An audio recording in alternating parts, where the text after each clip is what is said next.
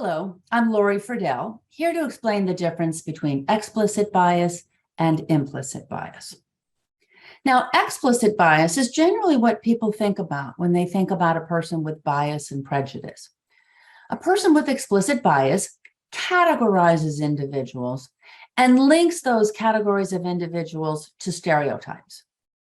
Now, with explicit bias, this linkage is based on animus and hostility. That means the stereotypes are going to be negative.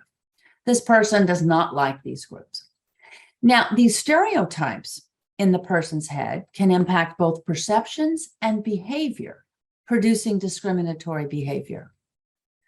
Now, with explicit bias, these negative attitudes, these negative associations between categories of people and stereotypes are conscious.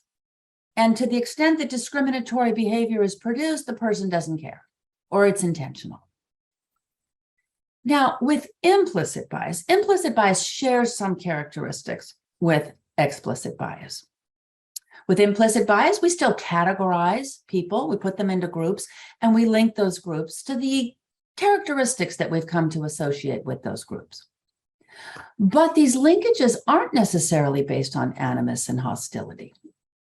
Now, as with explicit bias, these associations in our head, these stereotypes, can impact our perceptions, and they can impact our behavior. But unlike explicit bias, where it's conscious and the discrimination is deliberate, with implicit biases, these can impact us outside of conscious awareness. So we may be totally unaware of the discriminatory behavior that's produced by them. And the really bad news about implicit biases is this impacts even well-intentioned people who at the conscious level reject biases, stereotypes, and prejudice.